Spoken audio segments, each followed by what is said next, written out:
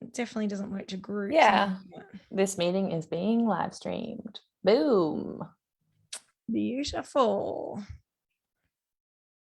Just checking. All right. And we are live. Hello, hello. Welcome if you're watching on Facebook. We're hanging out here for a bit. So great to have you on my screen, Nikki. And we're recording a podcast episode, my very first podcast episode for Joyous Journey. So with a guest. So it couldn't be with anybody else but you. It had to be you. It had to be you. Thank you so much. I'm so excited that you are here. And I'm just going to get my little bits and pieces here so we can begin. Beautiful. Thank you so much for having me. And I'm so honored to be your first guest. I didn't know that. So I'm really excited to be the first one on Joyous Journey. So how amazing. Thanks for having me. Thank you, Nikki. And hi, everyone. Sharon Joy here. We are having a chat today with the fabulous friend, client, and I'm going to say colleague because I just confide in this woman so often and just adore her. The fabulous podcasting priestess, Nikki O'Brien. Nikki believes the magic of conversation is real, that each unique voice is the cornerstone of facilitating healing, change, and transformation.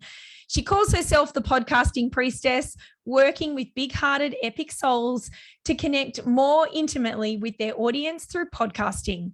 Her work in the world was a natural progression from an extensive background in media, where as an announcer for community and commercial radio stations across Australia, Nikki entertained, informed, and connected with listeners.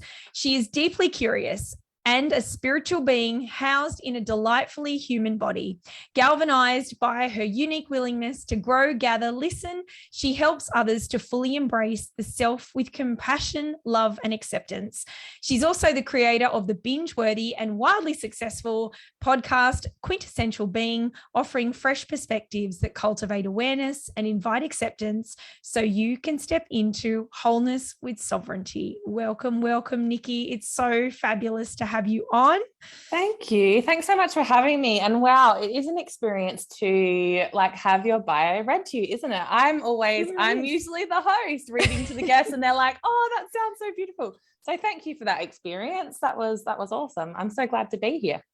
It's just such a privilege to have you on. And, this is my very first guest interview and I just couldn't have anybody else but you. It absolutely had to be you. So I'm just deeply honored that you accepted the invitation. Actually, I tell a lie. I think there was an episode last year where I interviewed my husband, but we were in the same room and, it wasn't really for the same reasons, but I'm so glad that you're here. Welcome.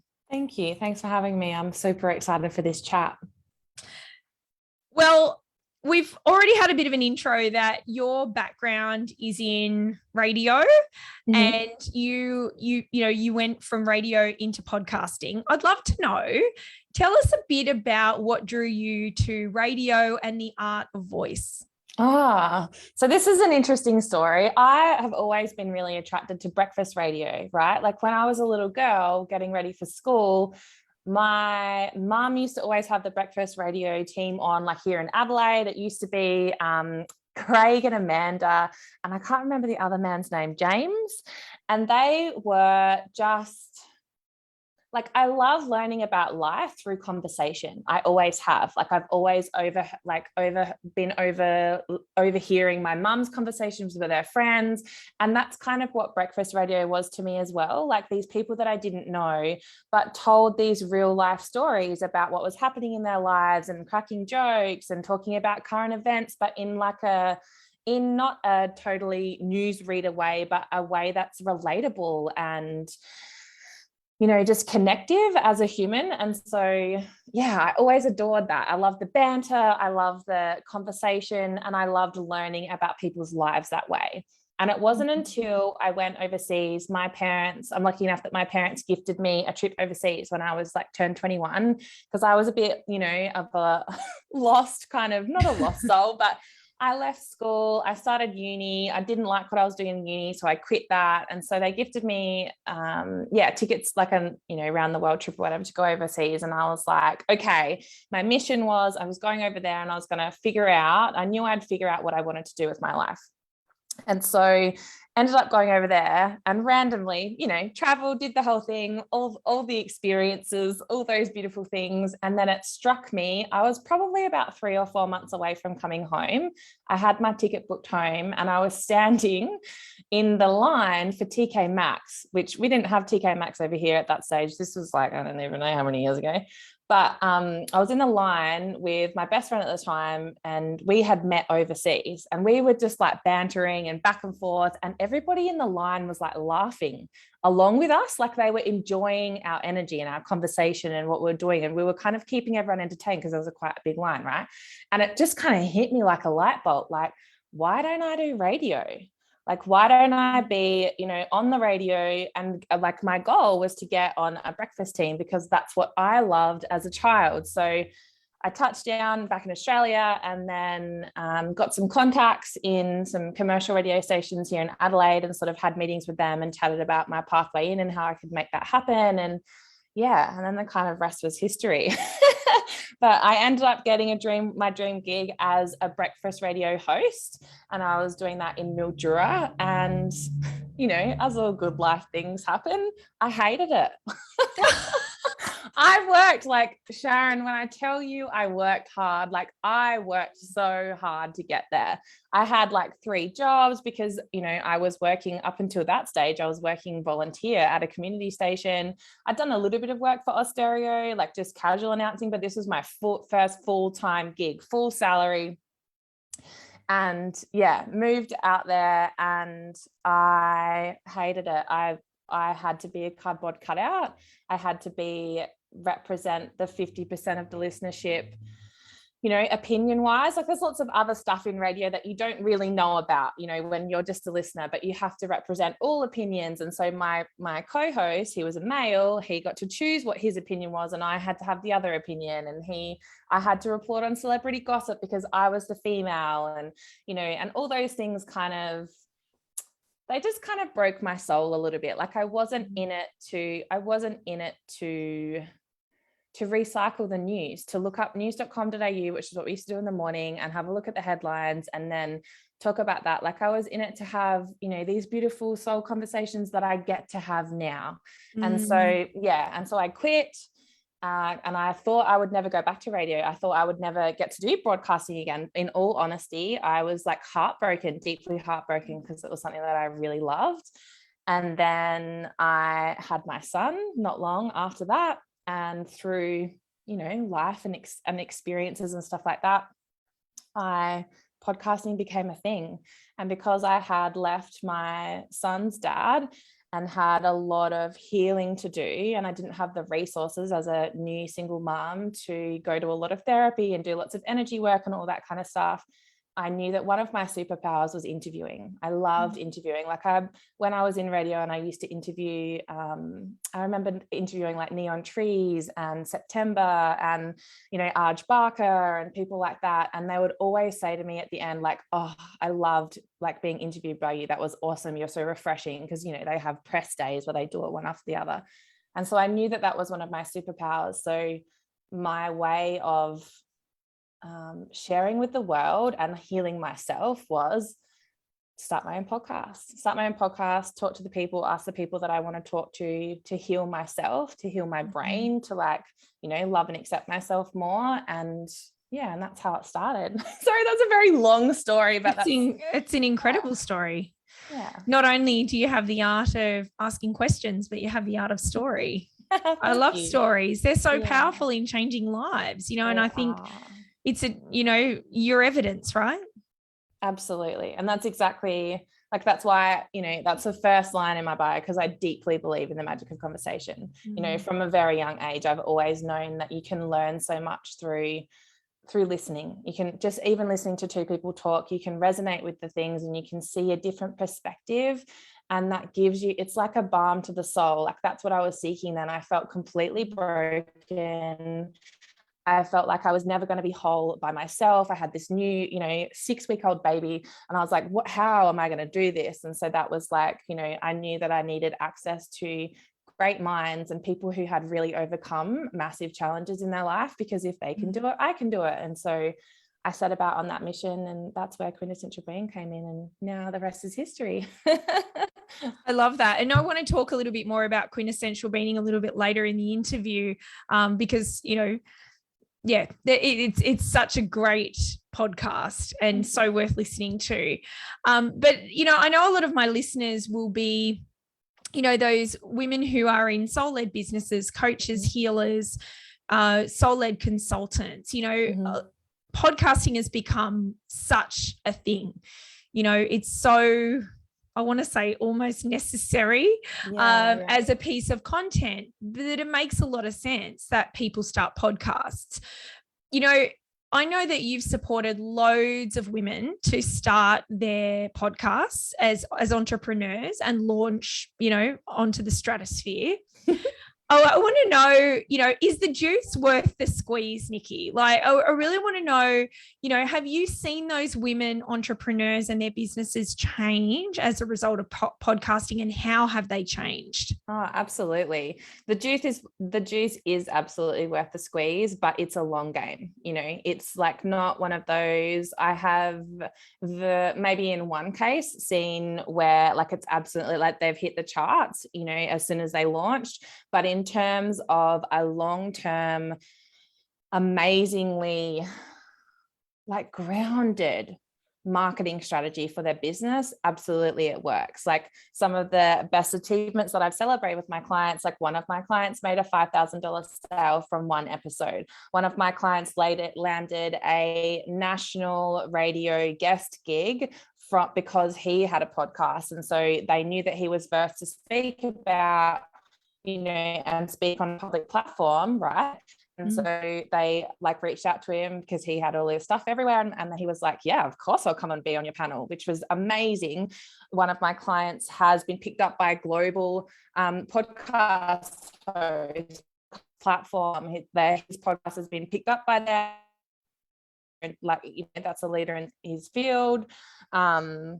What else has happened? One of my clients, so sort of similar to podcasting, but we did a lot of coaching, and her Instagram audience like increased by over 42% after she, this was after like, a good chunk of time. But I just think it speaks in volumes. There's huge growth because it's such an intimate medium. It is not just you putting out content. Like if you go about it, especially if you're a soul-led businesswoman, especially if you are lit up by connecting with other humans, it is the most intimate medium of content, I believe, in the world. And so, if you think about the origins of radio, like everyone used to put on their radio and gather around and listen to like world events and stuff, right? Like there's magic to that, and it's not lost, and you are now, fast forward to present time, you are in someone's ears, sometimes weekly, sometimes, twice a week. You are in their ears, talking to them constantly, sharing your life with them, sharing your insights, your valuable tools, your processes, and they get to know you really quickly, and they get to know your mannerisms and your personality, and identify and resonate with you on such a deep level that I don't believe any other medium gives you. So there's power in voice, and there's power in that vibration of your voice, landing in their hearts and their ears. That's powerful. And I don't think anything else can replace that. So in terms of then, if you look at it from like a marketing perspective, you are really earning the know, like, and trust from that audience. So when it comes time for them to invest in you, often they'll go in at a high level rather than just, spending $50 with you. It's like, well, no, I've watched and listened to this beautiful person that I've been binging on, grow and evolve, and I trust them, and I know that my money is safe for them, and I'm investing in myself as much as I'm investing in them. So yeah, that's what I think that's a really great point. Just that it is so intimate, but playing the long game nurtures those relationships so beautifully that there is that point where when somebody is ready, that they're ready, that, they know that they're ready, and they don't need to have, your lower cost offers. They're there for it all, and that know, like, and trust is there. And you can't fake it. Like, I'm sorry, but you can't fake it over time. Like, and that's why I think podcasting is a long game.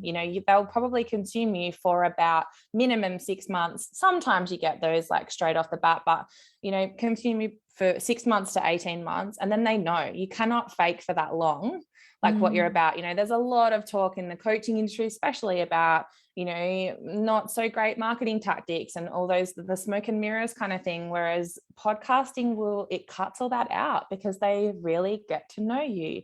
And so then they know that they're safe with you, and you can hold that space, and you can help them in whatever you're transforming them in. It removes that, in this internet age, there is like fear. Am I going to be safe with this person? Is my money an investment okay here? But I feel like podcasting removes that, because it's grounded, it's real, it's authentic. It's not, like the honeymoon period of a relationship. Like, once you get to that point, like, you can't fake it forever. So if you're just there for the short game, if you're just there for the short gains, because you want to manipulate people, or you want the fast sales, like, it's not the answer for you. Don't even bother.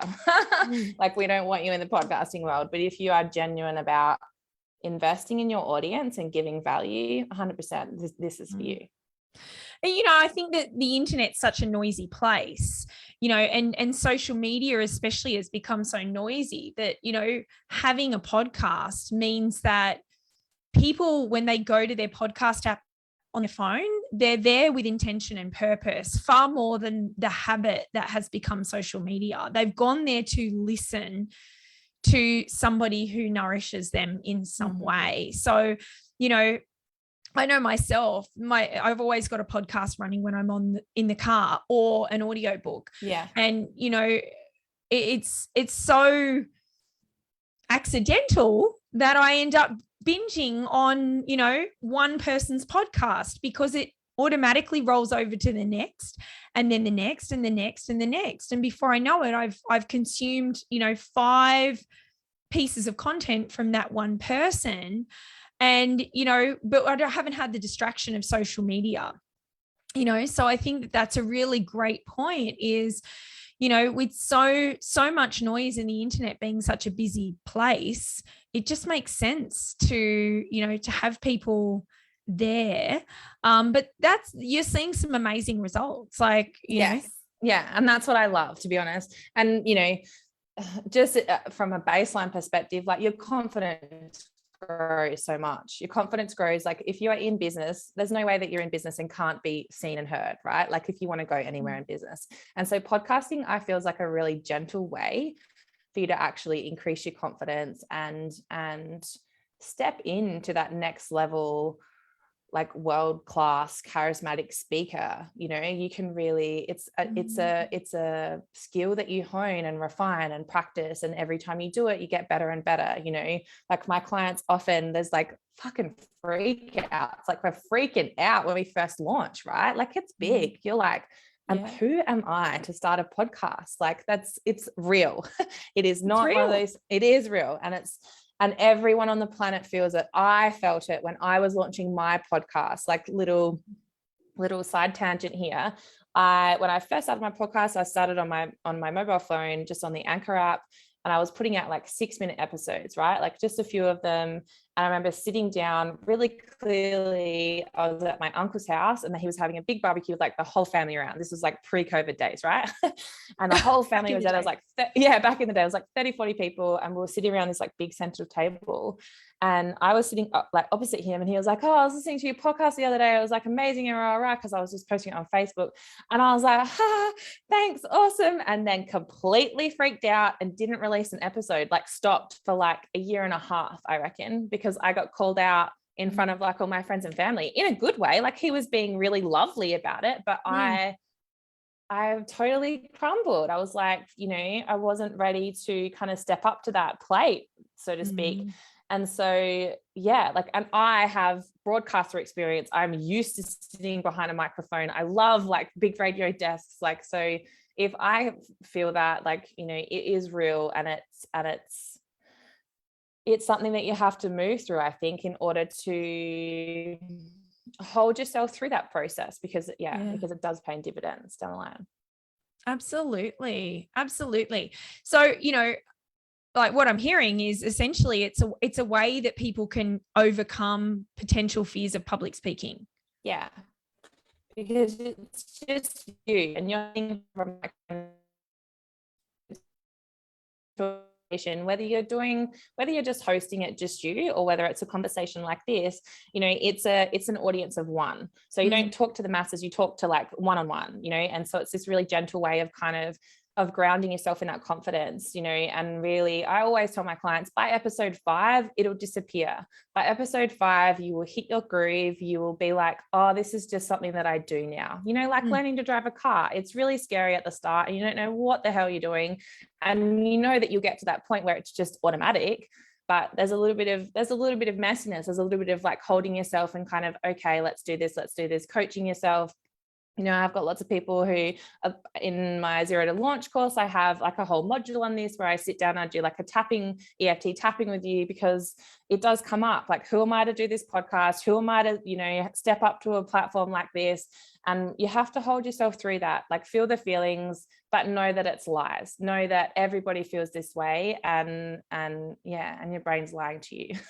And by episode 5, you will honestly be like, oh, it's okay. Like no one's torn me down. No one's, like all the scenarios that we have in our head, which we think is going to happen, it's just lies. It's going to happen. Yeah. And I guess that's, the same can be said for overcoming the fear of going live on Facebook or Instagram as well, which, I know that we've done interviews before on Facebook and Instagram. We're live right now on Facebook recording this episode. So, it's very similar, but, I think the feelings are real for people if they haven't had an audience before of any nature. It's, it's a real experience. It is. And, and it is part of the human experience to be like, because I think especially for women, right? Like, I don't know about you, but I was like, don't be too loud. Don't be a show off. Don't as a little girl, I was really told those things, and I'm tall. You can't miss me, like 5'10".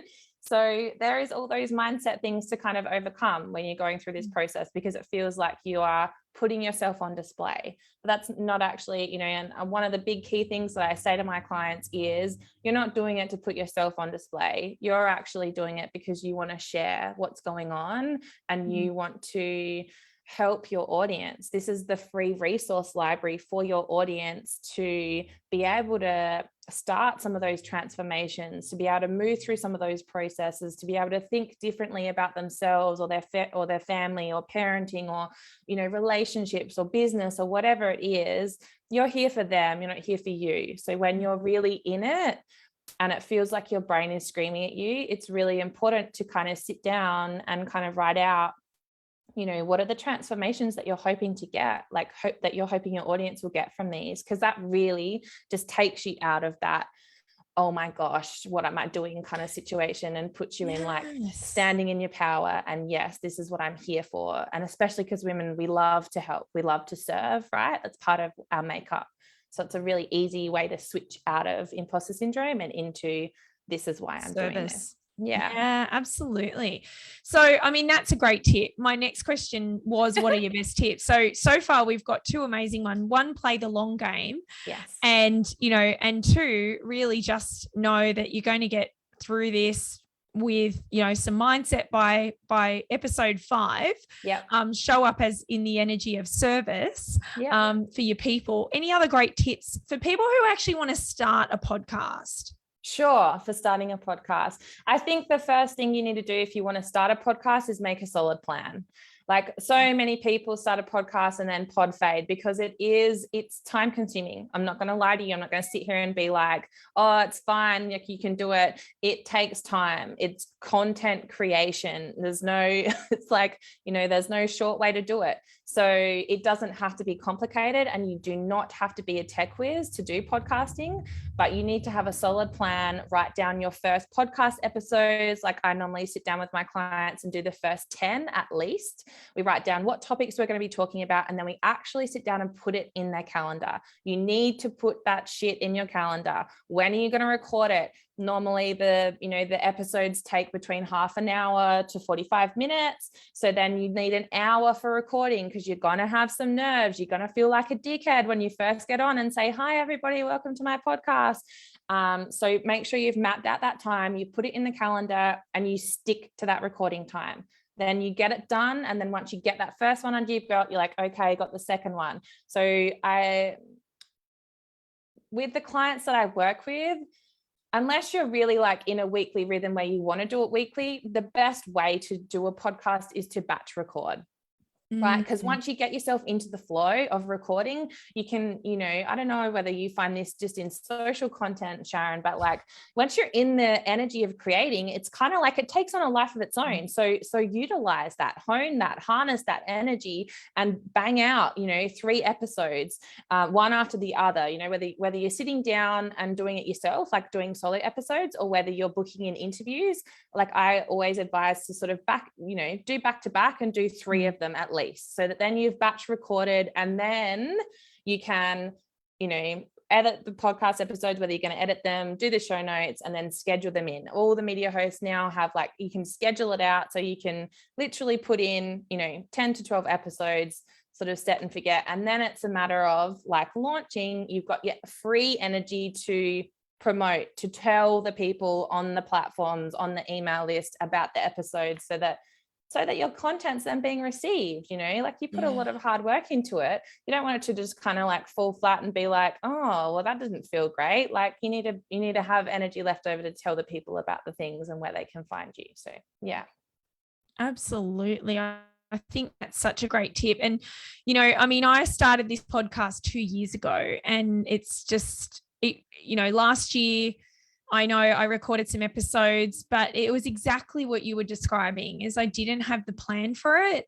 I didn't have, that organization behind it.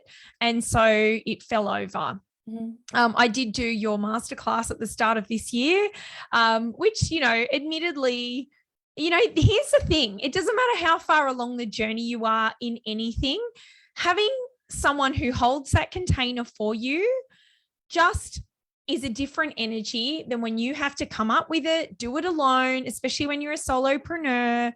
So, it doesn't mean that you're doing it wrong. And, I could have planned all of that out on my own. I know how to do that. Like, it was not hard. I do the same thing with social media content, but you holding that container was just, it got it done, right? Like it was done. So, I was so grateful for that. But having as well that opportunity to batch record, like you say, does make it easier. And, it's something I haven't mastered yet, but I will. It's just one of those things where you kind of like play with different ways of doing it. Like when I first started out, I would kind of get into the rhythm of like, okay, like weekly recording, but it did feel like a lot. And then I noticed that my energy is better like when I back to back record and kind of make a content creation day, that it suits me better. And I can, and then I feel like I can move on to sort of the other task, because there's lots of moving elements with podcasting. So it does feel easier if you book in like a content creation day, record back to back, and then those recordings are there. So then it's kind of like the next step of doing it. But it is about carving out the time, because if you don't carve out the time and put it in your calendar, it doesn't get done. No. And I mean, that really does bring me to my next question is, we've covered some of these already, but, there's 2 common objections that most business women have when it comes to starting a podcast. One is the imposter syndrome, who am I to? And, we've talked about, a way to overcome that is just get on with it. Episode 5, you'll be home and host. And the second one is, is the time, right? Like the time to create it.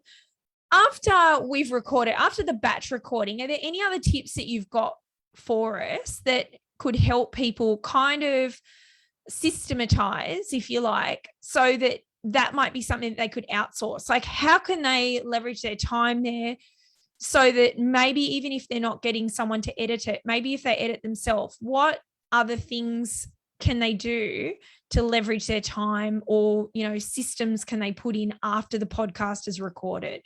Absolutely. So you don't have to edit your podcast episodes, especially if you're a pretty good seasoned speaker. It's just like a conversation. So as long as there's not any huge as long as if you've interviewed someone and your guest hasn't said, oh, I need that bit edited out, like whack on your intro and outro and don't worry about editing until you can afford to outsource that or you're more resourced. In terms of like other little systemized things, transcription service, I think, is the biggest time saver that has like come to my rescue ever. So I have the Otter AI program, like software that I run the raw audio through. It's great for any kind of content creation, right? Like anything like this, you run the audio through it, it transcribes it for you. And then from that, you can literally bang out your show notes. So that makes that really easy. So yeah, that takes away your editing time, that takes away your show notes time. And then it's kind of like a process of, okay, uploading the episode, writing out the show notes, and then hitting schedule. It really doesn't have to be complicated. Probably sitting down to record is the biggest bulk of your time. The rest of the stuff, we're so used to doing social media stuff now that the rest of it doesn't really feel like work, if that makes sense. Like there's not that many foreign steps. If that's like a language to use. So the recording of it and getting your head around the raw like audio and that kind of stuff is probably the tricky bit. And then it's just a matter of popping it up on the media host, getting the show notes prepared, and then scheduling it to go live and making sure that you're promoting it on social medias and in your email list and all that kind of stuff. So does that kind of answer your question, or was there Absolutely. I think that's really, really helpful. Particularly the part about, just talk. It's a conversation. It doesn't have to be over edited. It doesn't have to be anything that's, particularly messed with. Yes. Raw is real and raw is authentic. And I think that comes back to the very first point that you made, is that it's intimate. It is that conversation. It's not something that becomes something else because it's been manipulated. It's what comes through in the moment. And if there's an F-bomb dropped, well, hey, like that is contextual, that is authentic, that is, whatever it needs to be. So I love that as a tip myself, that just actually feels really good in my body to be totally honest. And you don't rehearse conversations with people when you're having them in real life. You don't over edit them. And to be honest, if you do over edit your podcast, then it loses its connection value because it sounds too glitchy. It sounds too like, oh, that's not the natural flow that people speak. And especially if you're saying something real and really raw, and there's a few times that I've cried on my podcast. There's a few times that I intentionally leave in silence because you're saying something really big or you're divulging something really vulnerable, and you need that time to like let it land with people. We're all human. We all have emotions, and don't be afraid to use silence. Don't be afraid to take a breath. Like I did a live stream the other day on Facebook, I think it was, talking about how to stop saying and ah. Give yourself permission to pause, is the biggest tip when it comes to not saying and ah. Give yourself permission for there to be a little bit of silence, for you to gather your thoughts, for you to kind of formulate the sentences in your mind. It doesn't have to be bang, bang, bang, bang, bang, bang, bang. I think I love reels. I'm the first person to put my hand up and say, I'm a reels addict. Hi, I'm Nikki O'Brien. I'm a reels addict. But also, it's kind of made us feel like we have to be in this quick consumption culture, and podcasting isn't that. I don't want you to waste people's time, for sure, because you are normally listening to a podcast while you're doing something else. So if you're going to be boring, or if it's like a story about nothing, then people are going to lose interest in you. But if you're having an engaging conversation, absolutely use silence and use normal conversation. Allow space for those things to land with people. Even in the solo episodes, if you're asking questions or you're giving journal prompts, allow them to have a couple of beats to kind of hit that in their heart and be like, okay, and then move on to the next one. It doesn't have to be fast and furious. Yeah, I love that. And I'm going to have to go back and listen to the and the live that you've done, because I'm a bit of a shocker. But and I do talk fast. I talk fast all the time. So, it will definitely serve me to go and have a listen to that. Yeah, but I think that's what you're like in real life though, Sharon. Like I know sometimes we have times where we speak louder and we're really passionate and allow that to come through, because that's who you are. Yeah. And then other times you're going to have things where you're having a bit of a slower day and you're kind of like wanting to slow down. And so just like allow all of it to come through, because that's your complete authenticity. And that's what's actually going to engage your listeners, not you trying to like shift and mold into a box and be like, I should be like this because this is the perfect way to do it. Like perfection doesn't exist. I'm talking about in podcasting. It's actually about being and the most human version of yourself, the most like relatable version of yourself, the most resonant version of yourself, because that's what people are buying into.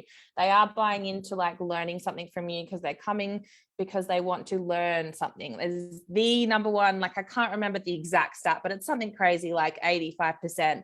That's what listeners want. They want to learn. We put it on because we want to learn, right? So allow your humanness to be able to teach them in that way. You've been a teacher, like it's like absolutely that's how it connects, right? That's why I've got you on here, because I know that my audience want to hear from you.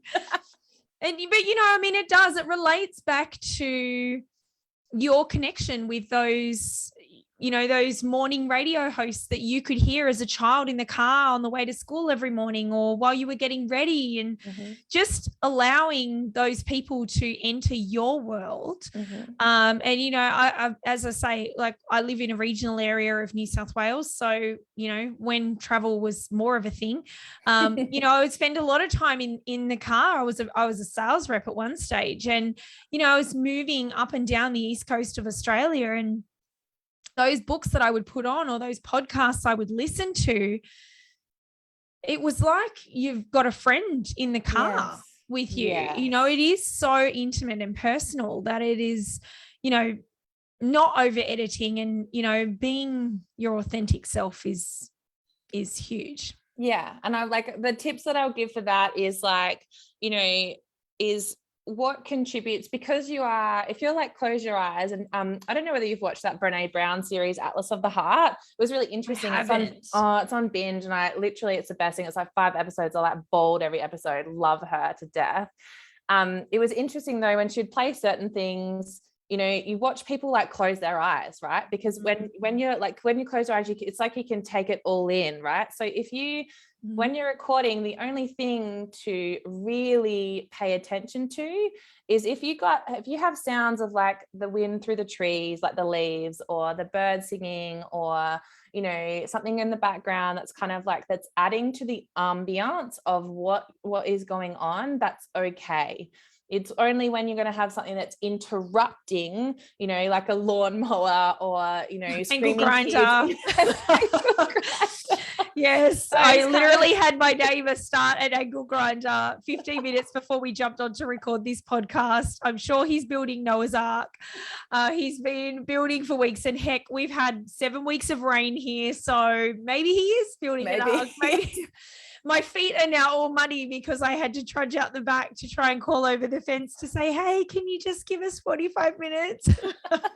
So that's the kind of thing to keep in mind. If it's going to contribute to the listener's experience, leave it in. Don't leave it out, especially if you've had a big emotional moment, like allow your emotion to come through, because we want to feel that with you, whereas if it's like something that's interrupting my experience of learning and hearing from you, then yes, try and take that out. Does that make sense? Absolutely. Like, so it's the kind of like guide stick I can kind of give you for that. Love that. Look, I get that not everybody wants to have a podcast. Every person who starts a soul-led business does not want a podcast, nor do they absolutely have to have one. But we know that it's a medium that everybody can leverage. Why, if people don't want a podcast, why should new entrepreneurs pitch themselves to be on podcasts? And on that, what are some of the ways that they should go or could go about that if they don't want a podcast, but they want to actually try and, be out there as a speaker? Yeah. How can they go about that? Yeah. So guesting a podcast is like the best free PR strategy you can get for yourself, really.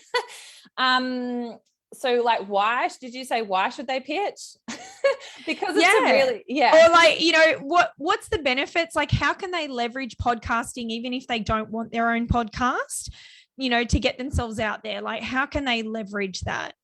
Oh, there's so many reasons. Like, just like in when you're starting a podcast, and I was talking about in the top of this interview, like it really hones your skills, right? Like, you're in business because you want to get your message out there, because you want to transform people's lives in some way, shape, or form. And you also want that support, the income, right? That's going to help you and your family. So podcasting is a great way. Guesting on podcasts is a great way to further your reach, because you are tapping into, because of the intimate nature of podcasts and because their audience is likely to have a really special connection with that host. If they've brought you on, it like automatically gives you a label of credibility. Like, oh, if Sharon's being on this person, she must be good, because Sharon doesn't hang with like, no, what's that sign? No scrubs.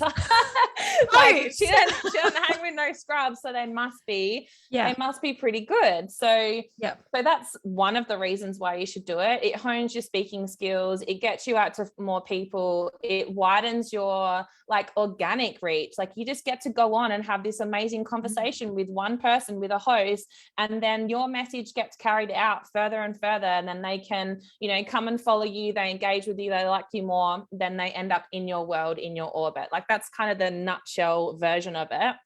And then did you say like how to pitch yourself? Yeah. So, if people are saying, no, I don't want a podcast, thanks for having Nikki on, Sharon, but it's a no from me. If they're listening and thinking that right now, I think you've definitely just convinced them that it's worth at least pitching themselves for podcasts. How can they do that? How can they authentically reach out to people who have podcasters and say, hey, I'd love to be on, or I've got something to offer? Yeah, well, that's it. You need to be solid in what you're going to offer that podcast host. So if you don't already have a relationship with someone who has a podcast, you need to have consumed at least one of their episodes, because there is no quicker no than when someone will come and pitch to me and I know that they haven't listened to a single one of my episodes. They're not invested in me. They just want my audience.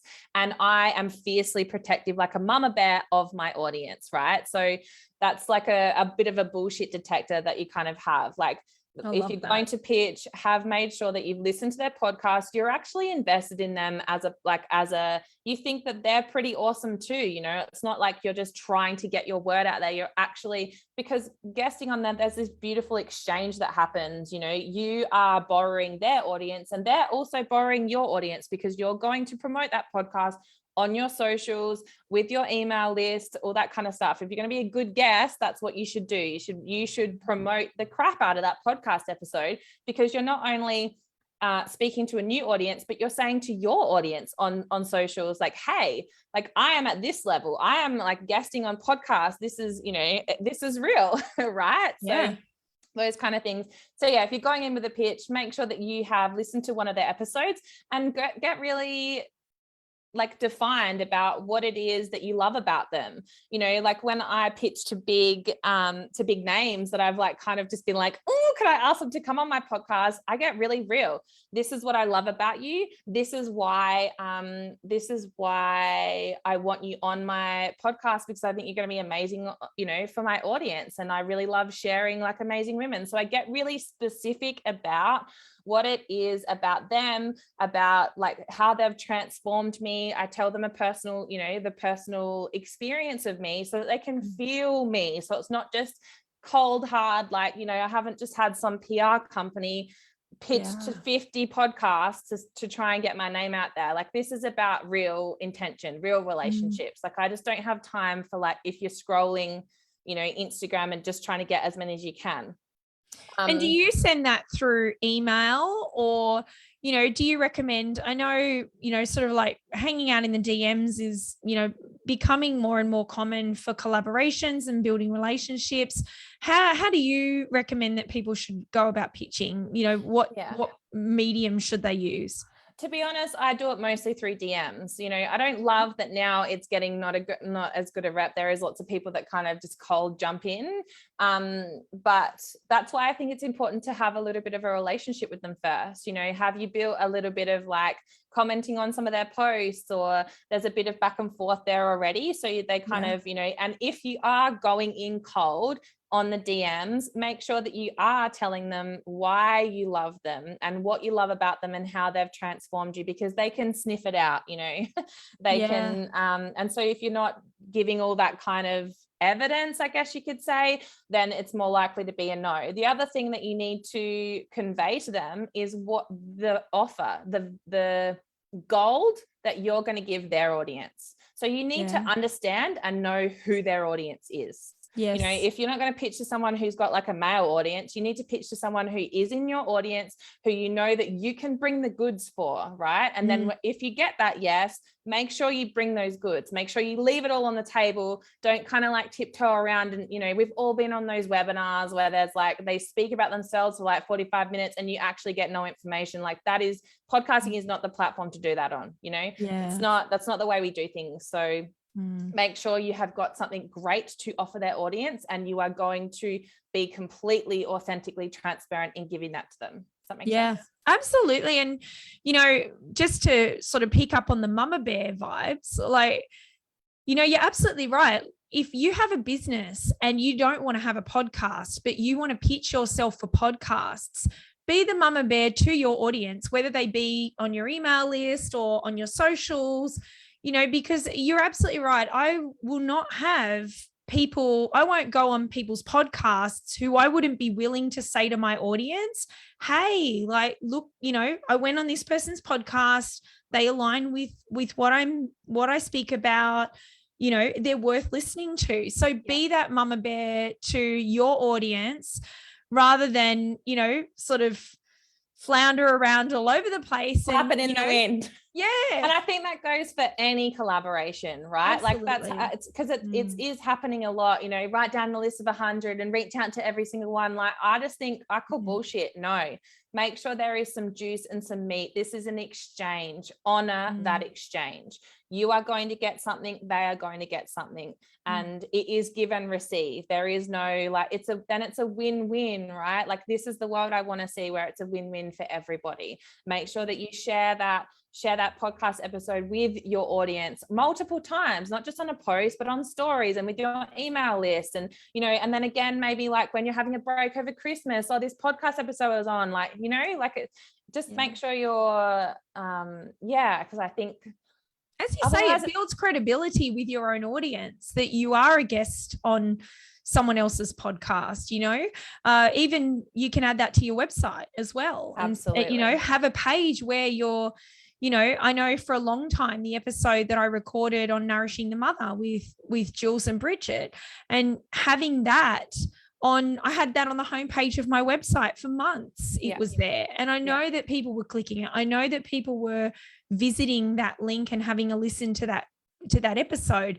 One, I knew it was helping my audience, but two, I also know that it was growing credibility within my audience and within, the Nourishing the Mother audience. So it's such a worthwhile thing to do. And, it's a way that you can get in front of people without, it's the law of reciprocity. People who have a podcast need guests. And they need good guests. They need good guests. Yeah, they need good guests that are invested as much in like their audience as you are. Like, as a podcast host, Sharon, you want guests who are invested, who are as invested in your audience as you are, because it is that mama bear energy. It's like, no, if I'm going to come and bring you into my fold of these people that I have nurtured and loved and given to for the last 2 years, you better show up with your fucking A game, or you're like, or I'm not going to release the episode. Like, simple as. Yeah, absolutely. Absolutely. So let's talk about your podcast for a bit. So, we talked about your podcast right at the beginning. You are a podcaster. You've got an incredible following on Quintessential Being, your podcast, but it has nothing to do with podcasting. So tell me about that. I mean, we have touched on that, but tell me about why you decided to make a podcast that isn't about podcasting, or is there one coming? Are we waiting for it? Nah. Because I love podcasting, and I got my business came as a result of me starting my podcast, because I have the biggest heart, right? And like, God, it's going to make me emotional because I love my podcast so much. I was like, I felt broken. Like, and I just knew that if I felt like that, there was other women in the world feeling exactly the same way that I was. And I had this 6-week-old baby in my hands, and I felt like I couldn't heal myself as fast as I wanted to be the mum that he needed. And I was like, how can I have the conversations that I want to have to be able to be who he deserves, right? Like, okay. And so I'm not crying, you're crying. And I knew that I needed to share those conversations with the world because I love that. Like, I love conversations. And so that's why I started my podcast. And I, you know, in the back of my mind, I had like, I wanted to have a business that I could work from my laptop from, but not in my wildest dreams that I think I'd become like a podcast host. So my podcast to me is like my passion project. That's my my other gift to the world, that is helping women and men, because a lot of men listen to my podcast, actually, surprisingly, embrace themselves and love themselves and accept themselves and know that they're not broken. Like, that's really important to me. So every guest that I have on I've either worked with personally or, you know, consumed their whatever it is, their stuff from afar. And it goes through everything from like parenting to relationships to just your relationship with yourself, your intuition, your spirituality, all those things. So I've been really lucky in interviewing some really amazing people. I interviewed Jordana Levin, who wrote Higher Love, which I absolutely adore. I interviewed Julie Tenner, who, like, I swoon over that woman whenever I hear her speak. We love Jules. We do. I interviewed Gala Darling because I followed her for like years, and she really helped me change with like I used to do her High Vibe Honey every Sunday morning, EFT tapping, and that really helped me like release and shifts and stuff. Yeah, like I love the the tactile, like, as you're moving through it. So that's what my podcast is about. And I'm not going to do a podcast about podcasting because I love supporting women to create their own podcast, but I love podcasting about, that's my like passion area. That's my personal development area. That's, and so it might not look to the outside like those two things to go together, but that's my life. I love that. And like you say, it's your passion project that is your gift for the world, because it is such a gift, and it's healed so many people as well as yourself, which is just such a beautiful thing that will forever be. It will forever be like it is out there. How many episodes do you have now? I'm up to 55, and it is like that. It feels like this real legacy that I'm leaving. And I also feel like, one day my son will probably be able to go back and listen to the episodes from, the first episode, where I really, like, the first person I ever interviewed was like Kim Hayden.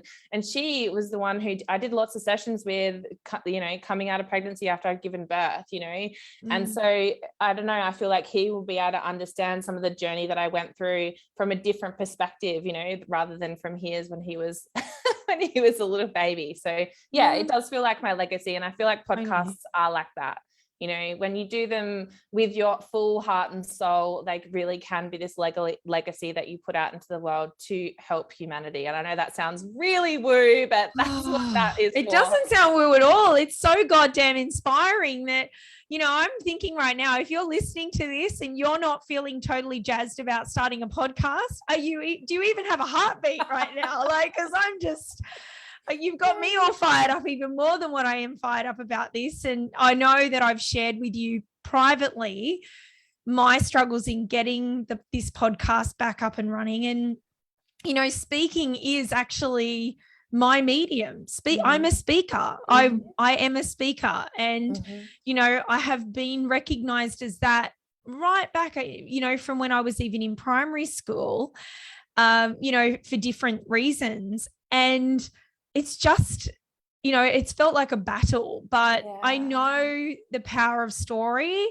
And I know that through my own journey, particularly when I started my travel blog, Always Go Round, and we were sharing stories that, we've had a family leave this year who has just left on their lap of Australia, and they followed us on ours. And I've had messages saying we're going, it's really happening now. And, this is from content that was made 5 years ago, but they, it inspired them to make that change. And of course, something like that takes a bit of time to prepare for, but it is such a legacy, and it changes lives, and it changes hearts, and it changes minds.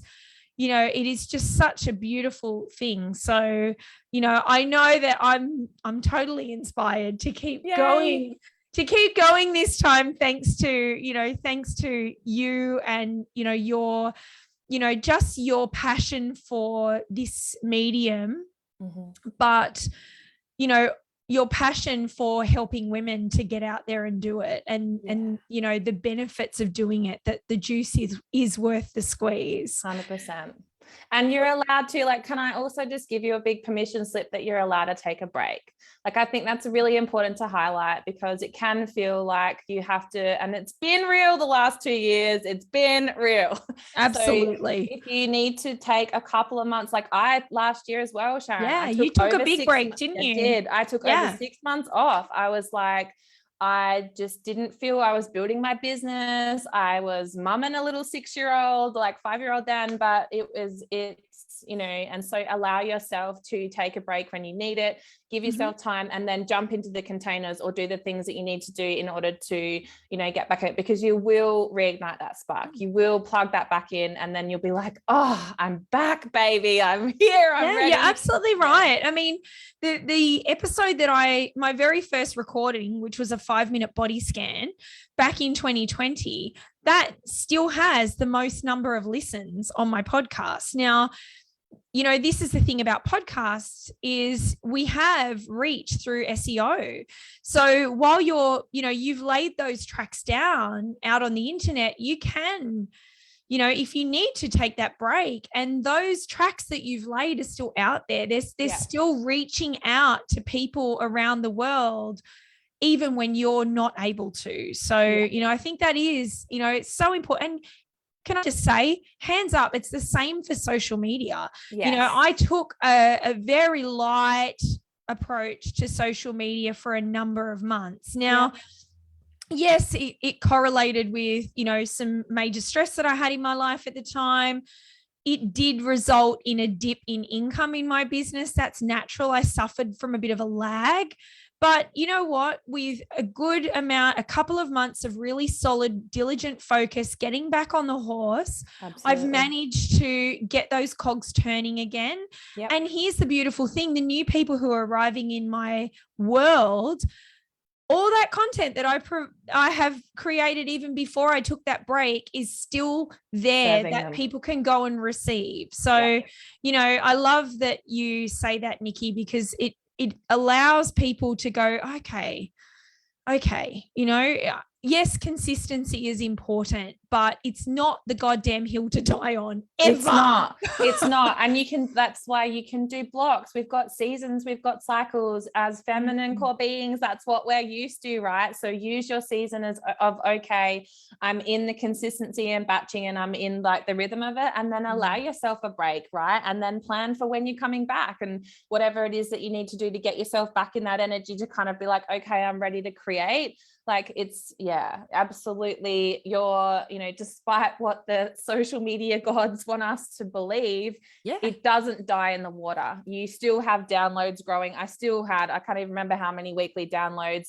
Like, I hit 10,000 when I hadn't released an episode for like 5 months. Like, it's amazing. 10,000 downloads, and your foot at the time wasn't on the pedal. No. For whatever reason, it's not perfect, but nothing is. Like, there is nothing perfect about, being a human. Anything. That's right. Exactly. So we get to, yes, consistency is the goal, but if we don't get there, we don't need to berate ourselves. We don't need to think that everything's going to collapse in a heap. It's not. You're never going to return to square one. Yes.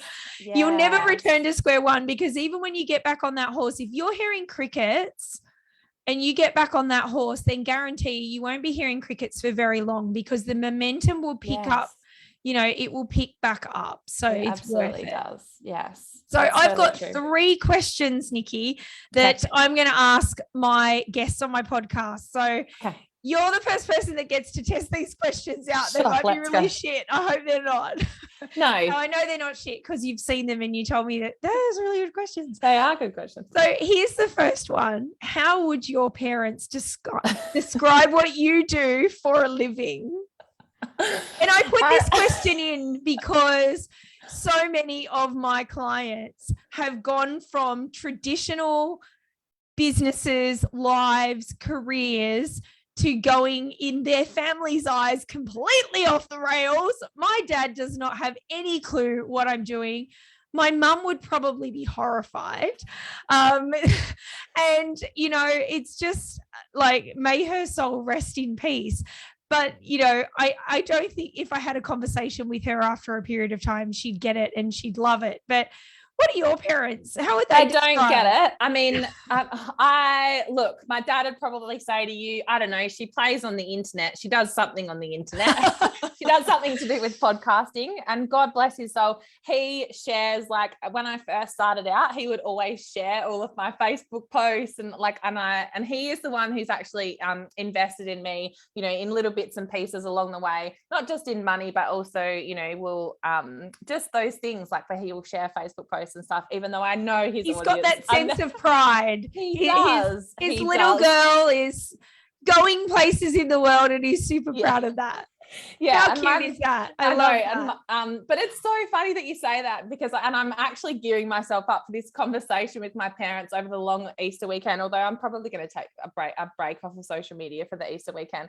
But mum will tell you that I play with my phone. I don't know, she does something and she plays with her phone, because every time we get together as a family, it's like, Nikki, get off your phone. And I'm literally like, Mum, I made $4,500 off of my phone in Facebook DMs the other day. Like, what do you want? Like, do you really want me to succeed, or you want me to just like? I know.